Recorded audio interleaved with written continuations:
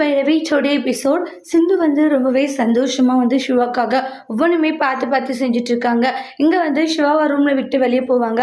அப்போ சிவா பார்த்தீங்கன்னா ரூம் டோரை லாக் பண்ணிவிட்டு சிவா என்ன பண்ணுவாங்கன்னா, நம்ம சிந்துக்கு கொடுத்த கிஃப்ட் எல்லாமே இங்கே தானே வச்சுருப்பா, அதை கண்டுபிடிச்சி பெரியம்மா கிட்டே நம்ம கொடுத்தோம்னா அப்புறம் நம்ம மேலே எந்த ஒரு தப்பு இல்லைன்றது பெரியம்மாவுக்கு தெரிஞ்சிடும்னு சொல்லிட்டு அந்த இடத்துல பிளான் பண்ணுறாங்க. சிவா டோரை லாக் பண்ணிவிட்டு எல்லா பொருளுமே தேட ஆரம்பிக்கிறாங்க. ஒவ்வொரு ரூமில் ஒவ்வொன்றுமே தேடுறாங்க. ஆனால் எங்கே தேடியுமே எதுவுமே கிடைக்கிறது இல்லை. என்ன இது, எங்கே தேடினாலும் எதுவுமே கிடைக்க மாட்டேங்குது, எங்கே வச்சாலும் ஒன்றுமே புரியல அப்படின்னு சொல்லிட்டு பயங்கர கன்ஃபியூஷனில் இருந்துக்கிட்டு இருக்காங்க. அதுக்கப்புறம் சிவா என்னவா இருக்கும், எங்கே வச்சிருப்பா அப்படின்னு ரொம்ப ஃபீலிங்கில் இருக்காங்க.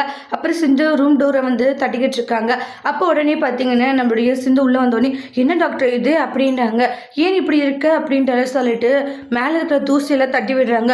தூசியாக இருக்கியா அப்படின்ற மாதிரி சொல்கிறாங்க.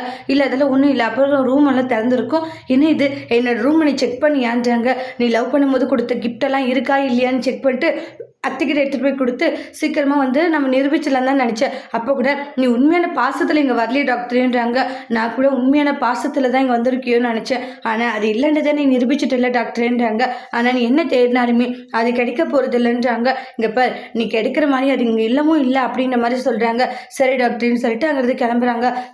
இவ நம்ம வர தெரிஞ்சு உஷாராக இருக்கா போலியே அப்படின்ற மாதிரி செம்ம டென்ஷன் இருக்காங்க சிவா. அதுக்கப்புறமா ரொம்பவே கவலையோடு இருக்காங்க சிந்து. டாக்டர் புரிஞ்சுக்கவே இல்லைன்ட்டு அப்புறம் எல்லாம் சாப்பிடலாம் ரெடி பண்ணிட்டு கூப்பிடுறாங்க. அதுக்கப்புறம் எல்லாம் சாப்பிட்றாங்க. ஒன்றா உட்காந்து சாப்பிடும்போது இது உங்களுக்காக ஆட்டுக்கால் சூப் வச்சிருக்கேன்னு சொல்லி குடிக்கிறாங்க. அது ரொம்ப சவுண்ட் வர்ற மாதிரி குடிப்பாங்க. அப்படியே ஷாக் ஆகி பார்க்குறாங்க எல்லாரும். இந்த இடத்துல செம கோவத்தில் முறைச்சி பார்த்துட்டு இருக்காங்க பைரவி. பச்சை மிளகா எது கடிச்சிட்டே இல்லையே, அப்புறம் ஏன் பச்சை மிளகா மாதிரி எப்போ பார்த்தாலும் எரிஞ்சுக்கிட்டே இருக்குன்ற மாதிரி சொல்லுவாங்க. கோவப்பட்டுக்கிட்டு இருக்காங்க. அதுக்கப்புறம் சமையல் எல்லாம் ரொம்ப சூப்பராக இருக்குன்ற மாதிரி பாராட்டிக்கிட்டு இருக்காங்க.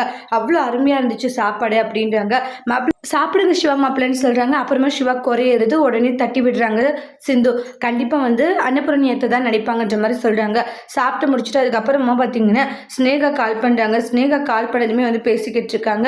சொல்லு ஸ்னேகா, சிவா நாளுக்கு நாள் எல்லாமே ரொம்ப இதாக போய்கிட்டு இருக்கு. நீ என்னடனா அங்கே போய் ஜாலியாக இருந்துக்கிட்டு இருக்க, என்ன நினச்சிட்டு இருக்க சிவா? இங்கே பாரு ஸ்னேகா, எனக்கு என்ன பண்ணுறதுன்னு தெரியல, கொஞ்சம் பொறுமையாக இருக்கலாமேன்றாங்க. சிவா நீ சீக்கிரமாக ஆதாரத்தை கண்டுபிடிக்கல, அப்புறம் நான் தப்பான முடிவு எடுக்க வேண்டியதாக இருக்கும் அப்படின்ற மாதிரி சொல்கிறாங்க. கேட்ட உடனே ரொம்பவே கவலைப்பட்டுக்கிட்டு இருக்காங்க நம்ம சிவா. அதுக்கப்புறமா சிந்து வராங்க. டாக்டர் இது பசுமால செஞ்சது பால், நானே போட்டு எடுத்துட்டு வந்திருக்கேன், டேஸ்டா இருக்கும் குடின்ற மாதிரி சொல்லுவாங்க. இல்லை இருக்கட்டும் குடி டாக்டர், சரிங்க வெயின் அப்புறமா குடிக்கிறேன்ற மாதிரி சொல்றாங்க. அதுக்கப்புறம் படுத்துக்கோ டாக்டரே, நான் அங்கே போய் படுத்துக்கிற வெளியேன்றாங்க. வேண்டாம் இங்கேயே படுத்துக்கோன்ற மாதிரி சொல்றாங்க. உண்மையாக சொல்றேன், இவ்வளோ சீக்கிரம் மனசு மரம்னு நினைக்கல. இல்லை எல்லாரும் இருக்கிறாங்களா அதனால தான். சரி ஓகே டாக்டர்னு சொல்றாங்க. அப்புறம் ஆறுமுக ஃபுல் போதையில் வராங்க. இன்னைக்கு அப்பாவுக்கு இருக்கு, அப்பா தான் ஊற்றி தந்தாரா? இல்லை மாமா வேண்டாம் தான் சொன்னாரு, நான் தான் குடிச்சேன்னு போதையில் ரொம்ப ஃபீல் பண்ணி பேசுறாங்க. அதோட இந்த எபிசோட் முடிச்சிருக்காங்க. தேங்க்யூ.